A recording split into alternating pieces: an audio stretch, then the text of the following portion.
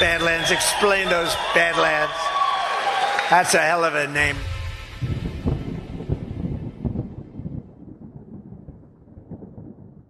The last 4 years have put so much stress on American family finances. Help end the stress now and celebrate the golden age with President Trump by diversifying with gold and silver. Remember President Trump's first term? Gold increased by 55%. Don't wait. Diversify your hard-earned assets and buy your gold from Goldco. Now, with no purchase minimums. Goldco has been established as a top-rated precious metals company and a leader in the gold industry, providing white glove treatment for over 10 years. Their buyback guarantee assures you that if your situation changes, they will repurchase your metals at the best price, providing you with peace of mind. You may even qualify for up to 10% back on bonus silver. Visit badlandsgold.com to claim your free information and instantsilver.com/badlands to see how much free silver you can get. Find out the relationship between gold, silver, Trump, and you with the free report focused on Trump and your financial future. That's badlandsgold.com and instantsilver.com/badlands to take control of your financial destiny. We don't have a timeline right now for how long that's going to take. The Europeans said yesterday probably weeks, not months. President Trump is obviously continuing to light that fire and get things done. He referenced a conversation he had at the table yesterday in that multi-leader meeting, saying he was talking to one of the heads of state or individuals there, didn't specify who, and said, "Oh, okay, we'll regroup in a couple months or a month or so." And he said, "A month? People are going to be dead in a month. 50,000 people will be dead in a month. That's tonight." And so he is continuing to try the coalition of the willing, so to speak, into getting their act together, getting that package ready, and able to present to Zelensky so that he can in turn make decisions. I'm probably also going to get some questions today on DC crime. We had basically continuing pushback on the president's initiative to get up crime in the city, and he was touting the success of that on social media and in his interview on Fox this morning. So I just wanted an update there.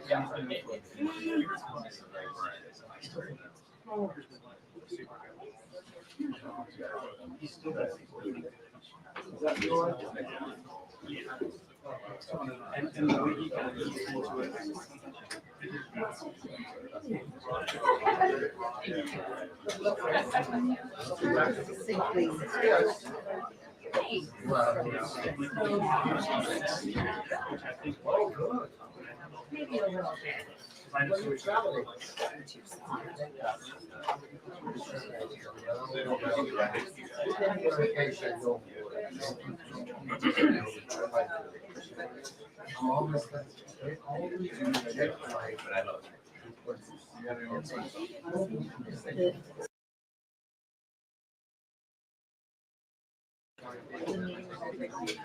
So that was no.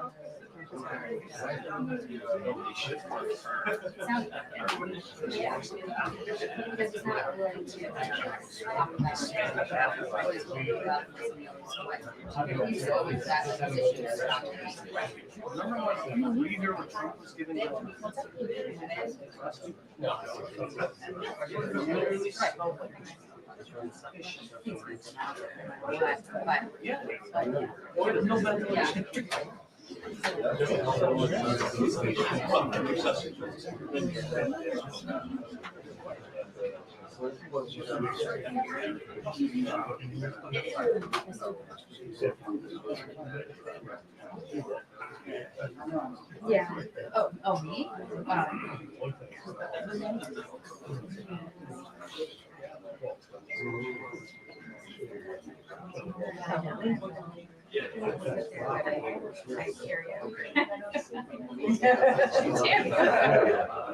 I hang out all the time.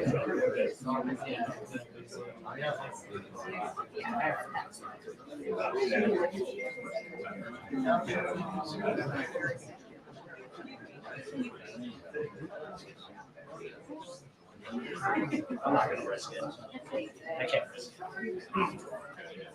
Trouble coming through. Oh, you're coming through now? Oh my gosh. Every briefing, I'm like, I'm gonna get out here early. Why would you do it? Thank you for joining us. Oh, 25. Right, yeah. Cancel. 3:45. Mint. It's mint. Yeah, it is. It's like the color.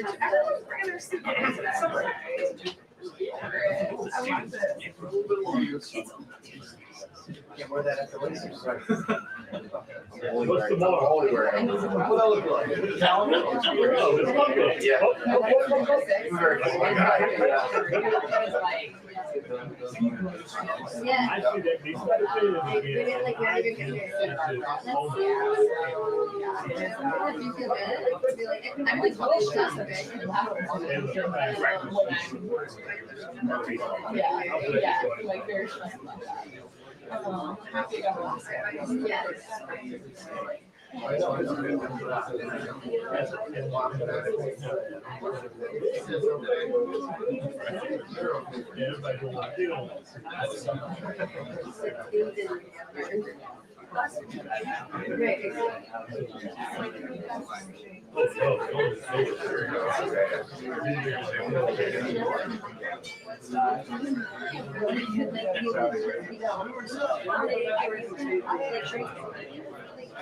I mean, that would be one way, yeah.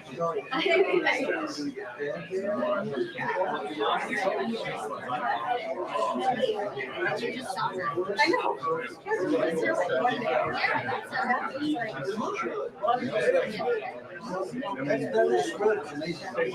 Reputation. I don't know.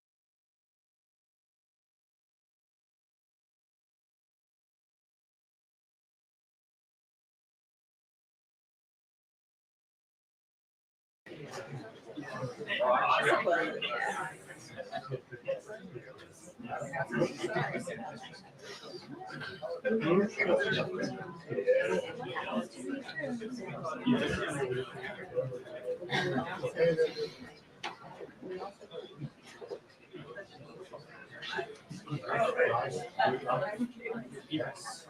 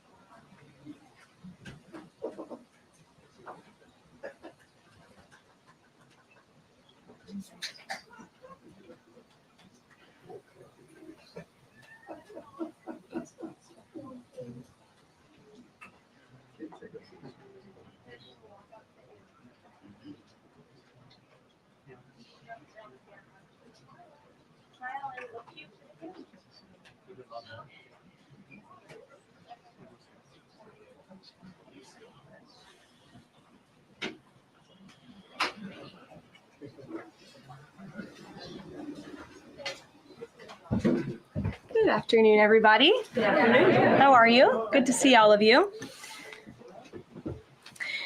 What we've witnessed President Trump accomplish over the last few days has been nothing short of remarkable. We are now 3.5 years into the war between Russia and Ukraine, a brutal conflict that has claimed hundreds of thousands of Russian and Ukrainian lives and cost trillions of dollars.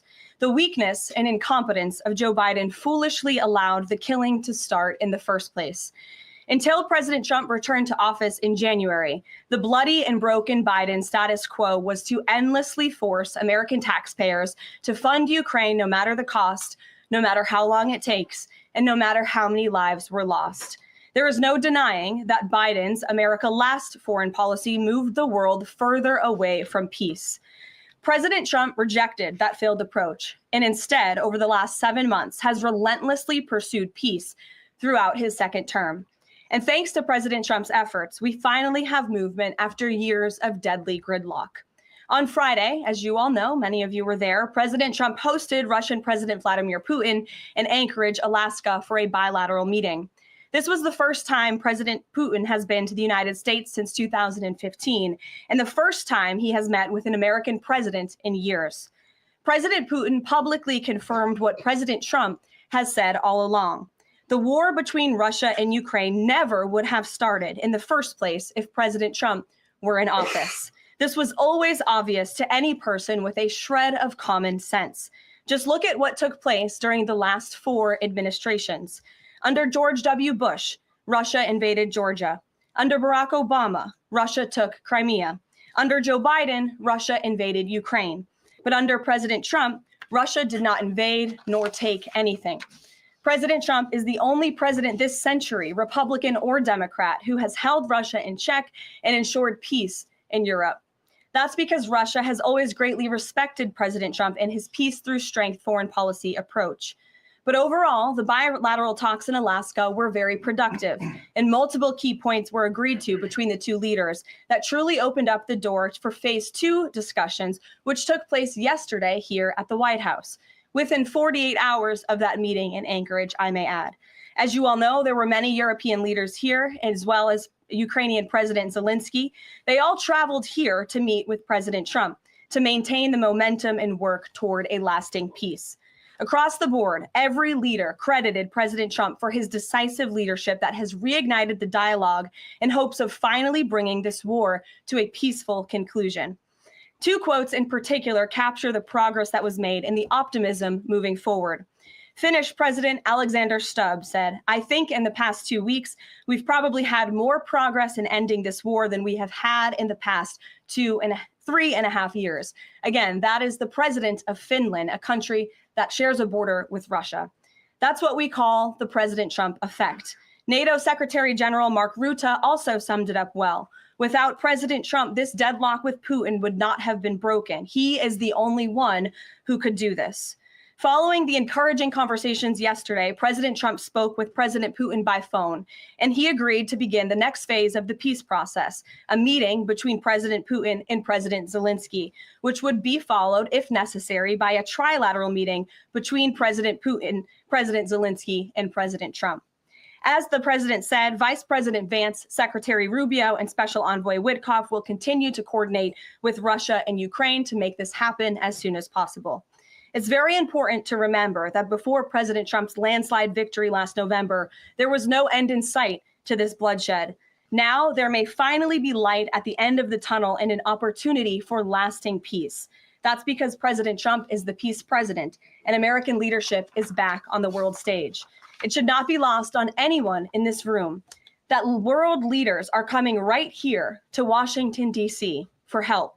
While previous presidents have traveled halfway around the world to apologize for America, President Trump stands up for America, and he has firmly restored America's status as the undisputed leader of the free world. However, one thing that has absolutely not changed is the media's negative and downright false coverage of President Trump and his foreign policy accomplishments. From the beginning of this entire process, much of the left-wing media has been actively rooting against the president of the United States in the pursuit of peace. Initially, the media ridiculously claimed that President Trump was somehow beholden to Russia for even agreeing to have a face-to-face discussion with President Putin inside of the United States. The media said President Trump was making a grave mistake by, quote, legitimizing Putin. They were aghast that President Trump would treat another world leader like a world leader. The media relentlessly attacked President Trump and claimed he suffered a, quote, major defeat for not immediately emerging with a final agreement, even though he said heading into that meeting, this was a meeting to listen and to understand how to move the ball forward. All weekend following those historic U.S.-Russia bilateral talks, we listened to clueless pundits on television trying but failing to claim that the president had failed. The so-called experts in the foreign policy establishment, whose record is nothing but endless wars, trillions of wasted taxpayer dollars, and dead Americans, have the nerve to try and lecture President Trump, who has solved 7 global conflicts in 7 months, about peace. This is the same president, by the way, who brokered the Abraham Accords in his first term, on top of more than half a dozen other peace deals this year alone, as I just said. We also saw yesterday the president of Ukraine and all of the other major leaders of Europe fly across the Atlantic Ocean to meet President Trump at the White House because of the progress that was made, and that, if you ask the media, failed meeting, but it was not. It was highly productive and it was successful. This is why Americans' trust in the mass media is at a lowest point in more than 5 decades. Diplomacy is a delicate process, and instead of reporting the facts about what is happening here at this White House and what is happening between this president and other leaders around the world, many outlets in this room continue to try to actively undermine the president and sabotage the efforts towards peace. That is why I felt the need to set the record straight. In other news, on the home front, President Trump's efforts to make D.C. safe again are working. There have been a total of 465 arrests since the start of this operation on Thursday, August 7th. Last night, there were a total of 52 arrests, including the arrest of an illegal alien MS-13 gang member with convictions for DWI and drug possession. Thanks to President Trump's leadership and the outstanding work of both federal and local law enforcement, dangerous gang members like the one picked up last night will not be allowed on the streets of our nation's capital. Other arrests last night included assault with a deadly weapon for stabbing, parole violation for robbery, murder, outstanding warrant for attempted murder, assault on federal law enforcement officer, and felony assault. 4 more homeless encampments were also removed during yesterday's reporting period. To date, a total of 48 homeless encampments have been cleared in Washington, D.C. by multi-agency teams. MPD patrol units are actively working with city officials to locate and clear additional encampments and remove homeless residents off of Washington's streets. And despite fake narratives from the media, again, a significant number of the arrests have been in high crime areas of DC. In fact, nearly half of all of the non-illegal alien-related arrests have occurred in wards 7 and 8, the two wards that have the highest number of violent crime, as well as homicides and assaults with dangerous weapons last year. So while Democrats continue to coddle violent criminals, President Trump and this administration are focused on putting them behind bars and unapologetically standing up for the safety of law-abiding American citizens. And the White House will continue to provide all of you with the results of this operation in the days ahead.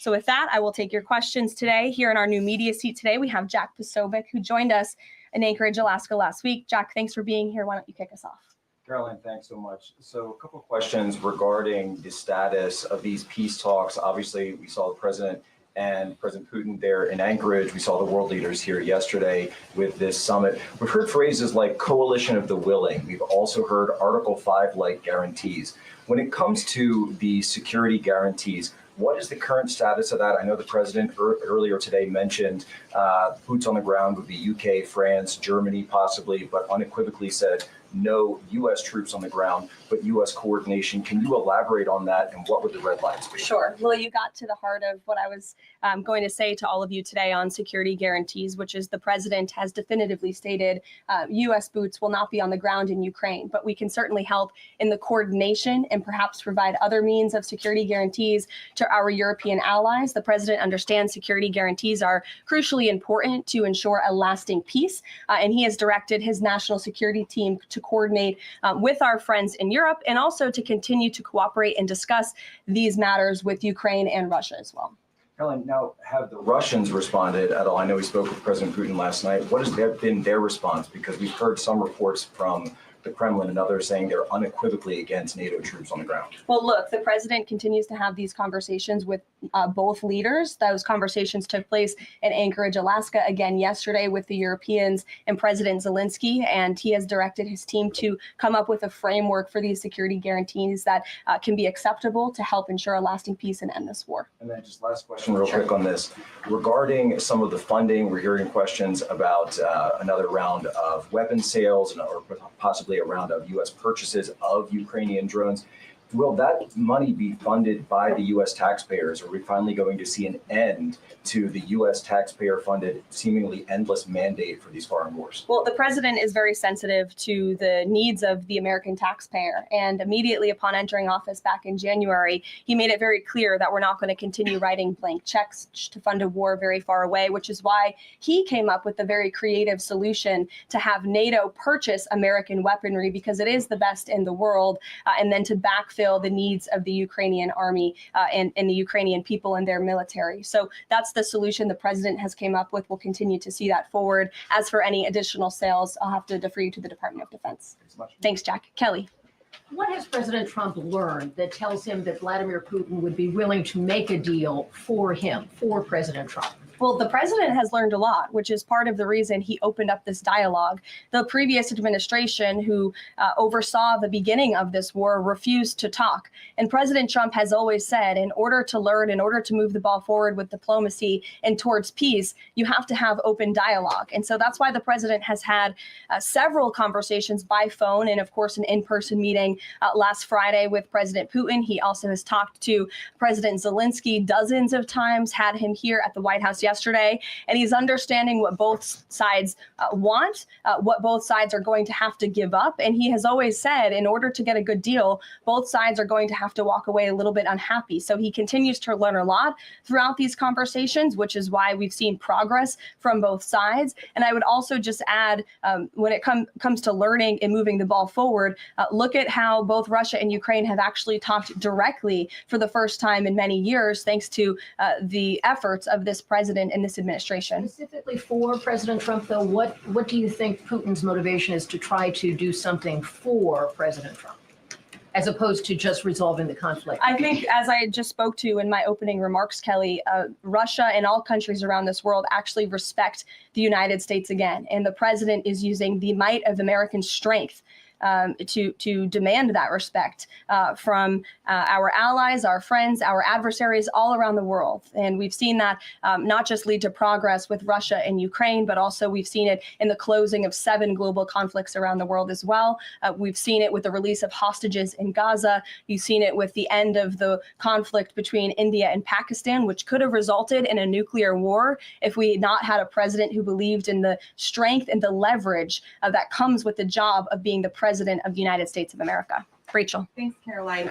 Heading into Alaska, a lot of the focus in the talk was on this trilateral meeting between these 3 leaders.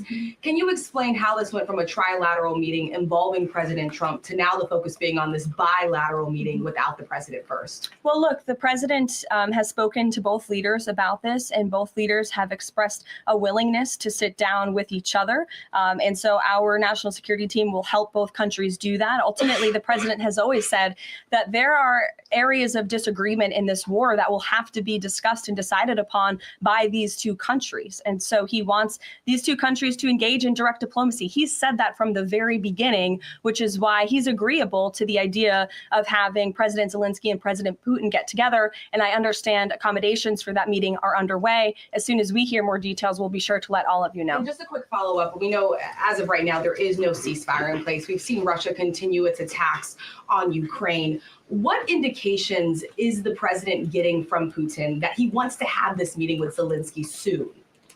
Because he spoke to him directly yesterday. And he expressed that sooner rather than later. He spoke to that directly yesterday, and the president put that in his statement that he gave to all of you, the news media, knowing you'd be asking following that conversation in the effort of transparency. Haley. Hey, thanks, Caroline. You made clear note U.S. boots on the ground. Is the president considering U.S. boots in the air as a form of a security guarantee? Look, that was something the president mentioned on his interview this morning. It is an option and a possibility. I won't certainly rule out anything as far as military options that the president has at his disposal. I'll let him do that. I can tell you he's definitively ruled out boots on the ground. Sure. Thanks, Tara. Just about the possible venue for the talks, can you confirm that Putin suggested Moscow as a venue for the bilateral talks? And if so, doesn't that indicate that Putin is perhaps not serious about this, that he's suggesting a venue that there's no way that Zelensky is going to go to?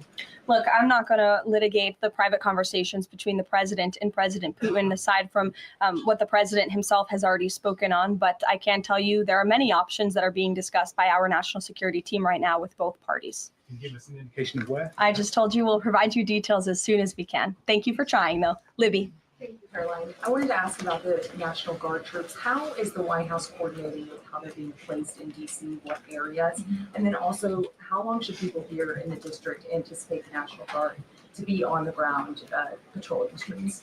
I don't have a timeline for you, Libby, but we will keep you posted on that. I think the president, as you know, and this administration, he came to this briefing room with members of his cabinet to lay out the rationale and the reasoning for federalizing the National Guard here in Washington, D.C., and for our work with the Metropolitan Police Department to make our district safer. We've seen violent crime has taken the lives of far too many residents here in our nation's capital, and the president wants to make it safe again. And as for the coordination efforts, this interagency team is meeting and talking daily. In fact, there's a meeting taking place right now in the West Wing with members of the interagency task force to continue to discuss not just the National Guard deployment, but also how we can continue to remove public safety threats off of the streets of Washington, which, as the numbers I just showed you prove, they are doing every single night. I will just reiterate, 465 total arrests and counting since the start of this operation. I believe 11 or 12 days ago, I'll have to check the calendar, but those are pretty remarkable results. If not for this task force and their high level of coordination and the leadership of this president, there would have been 465 more violent criminals on the streets of this capital that you all live in every day. So I think we should all be very grateful for that. Stephen. Thank you, Caroline. 3 questions about the DC crackdown. Sure. First, I was wondering if you could clarify something President Trump said. He mentioned getting rid of the slums where criminals live. Was he talking about tents or permanent residential buildings? And then the mayor has expressed an interest in clarifying how much of a focus illegal immigration enforcement is as part of this crackdown. Can you say anything about that? Sure. And third, any preview on the beautification? 3 questions. I'll try to answer all 3 of them pointedly for you. First, when it comes to what you said and the president said, the slums of Washington, D.C., he's referring to the most dangerous communities, neighborhoods, and streets in this city where, unfortunately, violence has ravaged these communities and taken the lives of, again, far too many law-abiding D.C. residents. We know on July 5th of this year, just more than a month ago, a 3-year-old beautiful young girl was shot and killed in her car with her family in one of these communities, which is why there has been a surge, despite what many of you have been falsely reporting. And I believe it was the Washington Post who put out a map claiming it to be fact-based when it was just based on, I don't know, accounts that they've heard on the street, not actual statistics and data. So we went and reconfigured the numbers. And as I said, nearly half of all the non-illegal alien-related arrests have occurred in wards 7 and 8 in the District of Columbia, where we know, excuse me, there's the highest rate of crime. So we'll continue to do that. And what was your second question, Stephen? Legal immigration, how much of a focus that is? Yeah, look, I mean, the focus is to make DC safe and beautiful and to remove public safety threats and violent criminals from our streets. If federal law enforcement, with the help of the Metropolitan Police Department, come across illegal aliens, of course, we are going to abide by this administration's policy of law and order, and we are going to remove illegal criminals from our nation's capital.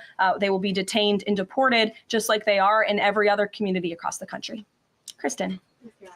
First question is, whose idea was it to change the next steps from a trilateral to a bilateral meeting? It was an idea that evolved in the course of the president's conversations with both President Putin, President Zelensky, and the European leaders yesterday. And as you saw, Kristen, with all of those European leaders leaving the White House, including the NATO Secretary General, they all agreed that this is a great first step. And it's a good thing that these 2 leaders are going to be sitting down together, and the president expects that to happen. And how long is Trump willing to wait and operate in good faith for Putin to actually arrange a meeting before he intervenes? Look, the president has put tremendous public pressure to bring this war to a close. He's taken actions, as you've seen, sanctions on India and other actions as well.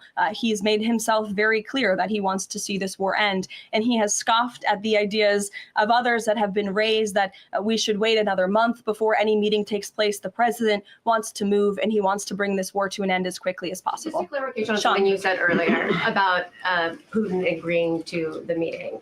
The Kremlin seemed to indicate that Putin did not firmly agree to a bilateral.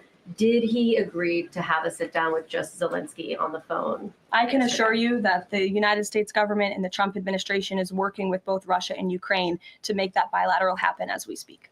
Sean. If the point is to get everybody on the same page, why wouldn't Trump just take the call from Putin while the other leaders were in the room? He said it would be disrespectful to do that. But why is it disrespectful? With all due respect, only a reporter from the New York Times would ask a question like that, Sean. The president met with all of these European leaders at the White House 48 hours after sitting down with President Putin on American soil. In fact, there was so much progress in the readout that was given to these European leaders immediately following his meeting with President Putin that every single one of them got on a plane 48 hours later and flew to the United States of America. And if I could just read for all of you some of the statements from those European leaders yesterday, you had President Zelensky himself saying it was a very good conversation. It was really good. We spoke about very sensitive points. The Secretary General, Mark Rutte, it was the president, only because of the president, that this deadlock was broken, but with President Putin by starting a dialogue. So these leaders, who this war is in their backyard, are very grateful that the president took that call and that he was there to provide them with a readout of Russia's thinking on this, something that was not done by the previous administration at all. Catherine. Thank you. Is the White House looking at Budapest as a possible location? I'm not going to confirm or deny locations. We'll provide you with details as soon as we can. On Kristen's question, I understand that the White House is working and allies are working to make this meeting happen, but did Putin promise to do a meeting with Zelensky, a direct meeting in the coming weeks? He has, and I just answered that question for you. Franco. Thanks. I just want to clarify. So you are saying that President Trump is considering U.S. pilots and U.S. aircraft potentially supporting European or Ukrainian forces? The president spoke to that himself this morning when he called into Fox and Friends, and I would defer you to his answer. You can read it directly yourself. In addition, can I ask, no boots on the ground, Steve Witkoff's talking about Article 5 like security guarantees. Can you talk about what other Article 5 like security guarantees that are being considered if it's not boots on the ground? These are very sensitive diplomatic discussions that are currently taking place literally as we speak. So I will leave it to the national security team, and I'll leave it to the president to have those private discussions with these leaders as we try to bring this war to an end. And can I ask one Mary more? Margaret, go ahead. Thanks, Caroline. Two questions, if that's okay. So on these meetings, I know you said that the trilateral will take place if necessary. Do you think that we might not need the trilateral and that Zelensky and Putin might come to this conclusion on their own? And then as a follow-up, I know the president said on Fox News this morning that he's partially seeking peace in order to get to heaven. Was he joking, or is there spiritual motivation behind his peace deals here? I think the president was serious. I think the president wants to get to heaven, as I hope we all do in this room as well. Annie. Thanks, Caroline. I'm just shifting gears to the Department of Justice for a minute. Can you walk us through why another deputy FBI director was named? Does Trump have any displeasure with how the FBI has been being run to date? And then I have a question about the antitrust. No, Andrew Bailey is extremely qualified. As you know, he's been serving with honor as the Attorney General of Missouri, and he's been brought on as another set of very credible and experienced hands to work alongside the current Deputy Director, Dan Bongino, under the leadership of the Director, Kash Patel, and the Attorney General, Pam Bondi. And the FBI has been doing a tremendous job. We've seen their agents out on the streets as part of this interagency task force here in Washington. But the crime that they've been stopping here in Washington, they've been doing this for 7 months all across the country. In fact, there's been 19,000 arrests by the FBI nationwide. That's more than double last year in the same time period. Of those, 1,600 arrests were for violent crimes against children. 4,000 child victims have been rescued by this FBI under this current leadership. 1,000 arrests from investigations of foreign terrorist organizations. There's been 1,500 kilos of fentanyl seized. 6,300 kilos of meth have been seized, and 3 of the top 10 most wanted have been arrested so far. Not a single one of the individuals on the top 10 most wanted list were arrested under the previous administration. We've arrested 3 in 7 months. So when you're actually working and enforcing law and order, you need all hands on deck. And so we look forward to welcoming Andrew Bailey to this new post. Jackie. I have a quick question about Roger Alfred, who's a former DOJ official. He gave a speech in Aspen yesterday where he said that senior DOJ aides are cutting deals with favored lobbyists. I'm wondering if the president has any concerns at all with the way the antitrust division is working.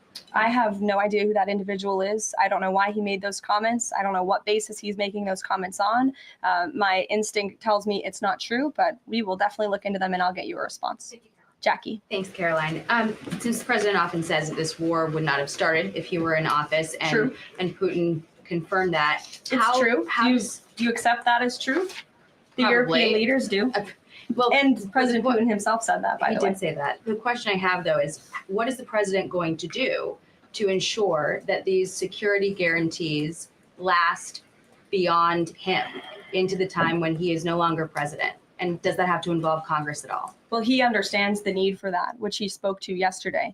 And what's he going to do? It's why he's engaging in so many talks and so many conversations with both sides of this war with our European allies. It's why on the way home from Anchorage, Alaska, very late at night, when I know many of you on the press plane were sleeping and many staff were sleeping, the president himself was still awake at 2 o'clock in the morning talking to European leaders and NATO about how we can ensure a lasting peace and bring this conflict to an end. He has expended an incredible amount of time, energy, and effort into bringing this war to an end, and he remains determined to do that.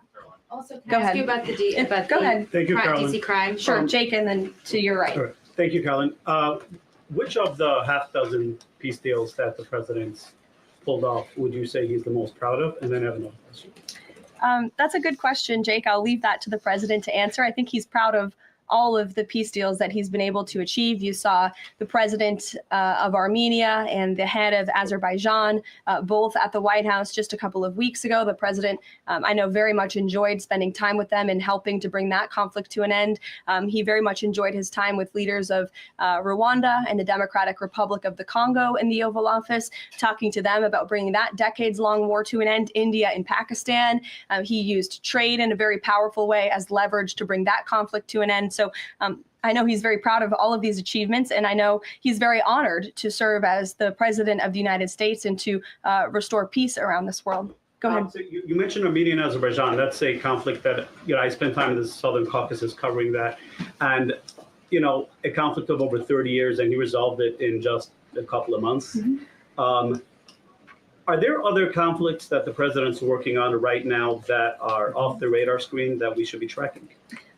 In fact, there are many. The State Department is always working around the clock under the leadership of Secretary Rubio and keeping the president apprised of conflicts that are bubbling up all over the world. But of course, as you all know, as we've talked a lot about in this briefing, he's spending a lot of time right now on ending this war in Russia, Ukraine, and of course, the conflict in Israel and Gaza, which he wants to see come to a close as well. Sure, go ahead. So the president said that he's starting a movement to eliminate mail-in voting, but states administer elections, not federal authorities. So can you provide any more details about how the White House plans to eliminate that? The White House continues to work on this, and when Congress comes back to Washington, I'm sure there will be many discussions with our friends on Capitol Hill and also our friends in state legislatures across the country to ensure that we're protecting the integrity of the vote for the American people. And I think Republicans generally, and the president generally, wants to make it easier for Americans to vote and harder for people to cheat in our elections. And it's quite mind-boggling that the Democrat Party could stand in opposition to common sense. He wants to ensure election integrity. There were great efforts that were made in 2024. I won't get ahead of myself for Hatch Act reasons to get ahead for the next election, but I can assure you this is a priority for the president. Go ahead. If I could just follow up on your comments about Gaza. Sure. There was a ceasefire proposal put forward by both Qatar and Egypt. Hamas accepted it on Monday. Israel has yet to officially weigh in. I'm wondering if the U.S. was at all involved in it, if it's supportive of it, and whether or not the president believes Israel should accept it. I don't think it's a coincidence that Hamas accepted this proposal after the president of the United States posted a very strong statement about this conflict on Truth Social yesterday. I would refer you back to that statement. As for this proposal that Hamas has now accepted, the United States continues to discuss it, and I'll let the president weigh in on it definitively. You're welcome. Sure. Can you describe the president's perspective on taking a stake in Intel in exchange for federal grants? And is this are we expecting to see the White House make similar arrangements with other semiconductor companies and manufacturing companies? Well, the president, he's been very clear about the need to reshore manufacturing that's critical to our national and economic security. That is especially in regards to chips and semiconductors, which is why the president has initiated the Commerce Department to conduct a study on semiconductors, a Section 232 investigation, so we can ultimately implement tariffs. And it's why our export license requirements remain in place as well. As for this 10% government stake deal, the Department of Commerce continues to work on it. I know Secretary Lutnick is working on it and ironing out the details, but the president wants to put America's needs first, both from a national security and economic perspective. And it's a creative idea that has never been done before to ensure that we're both reshoring these critical supply chains while also gaining something of it for the American taxpayer. You're welcome. Emily. Thanks, Caroline. I wanted to ask about the 3 U.S. warships that are being sent to Venezuela, and there's 4,000 Marines on board. Are you looking at possibility of boots on the ground there? What I will say with respect to Venezuela, President Trump has been very clear and consistent. He's prepared to use every element of American power to stop drugs from flooding into our country and to bring those responsible to justice. The Maduro regime is not the legitimate government of Venezuela. It is a narco-terror cartel. In Maduro, it is the view of this administration, is not a legitimate president. He is a fugitive head of this cartel who has been indicted in the United States for trafficking drugs into the country. And with that, I will leave you all, and we will see you later, if not tomorrow. And I look forward to taking more of your questions. Thank you. Thanks, Caroline. Thank you.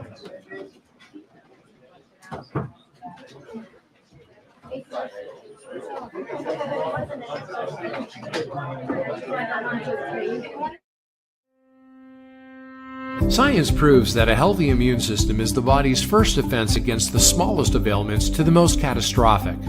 Coriolus versicolor is the most sought-after, all-natural supplement for both humans and pets to help boost the immune system. There are over 400 studies worldwide on its effectiveness in humans, including Sloan Kettering Cancer Center, MD Anderson Cancer Center, and now from the University of Pennsylvania School of Veterinary Medicine.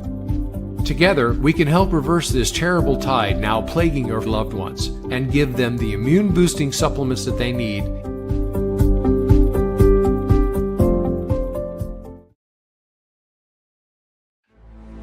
Thank you so much for joining us, and don't forget to hit the thumbs up on this video.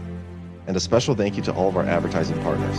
Please remember to shift your dollars to support those businesses that support Badlands Media.